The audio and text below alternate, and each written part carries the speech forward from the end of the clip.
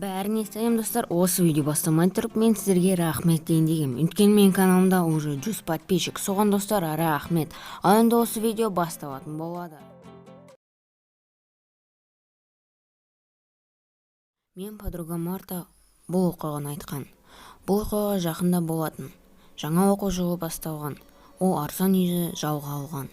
Ескі Хрущевкада болатын. Күн болғанда лекцияға барған универге. Ал кешке кафеде жұмыс істеген. Марта үйге кеш келетін, қатты шаршап шалынып құлайын деген. Мүмкін қатты шаршағаннан бір түрлі заттарды үйде көрмеген. Бір күні кафені жайдан жай жауыпты да барлығын үйге жіберді.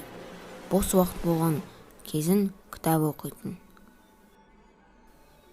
Бірінші күндері бір түрлі заттарды көріп бастаған.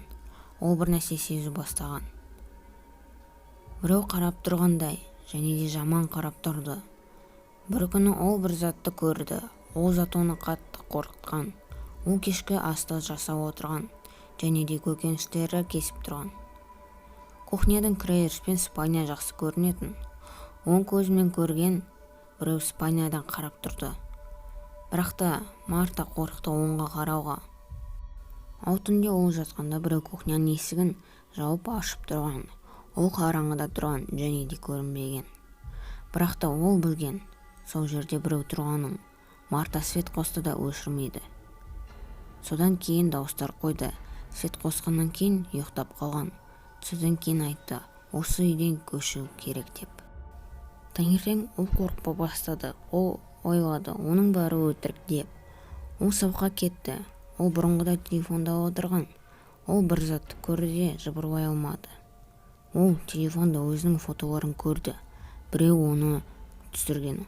Ондай фото көп болған, бірақ соңғы фото ең қорқынышты болды. Ол көрді, кім оны түсіргенін. Содан кейін телефон ысып кетті де өшіп қалды.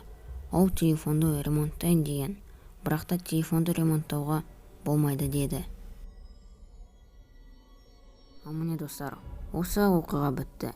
Сіздерге менің переводтағаным ұнаса, онда лайк басып, комментарий жазып, және де каналға тіркеліңіздер.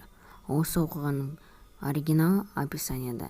Және достар, рахмет 100 подписчикқа. Ал достар, сау болыңыздар.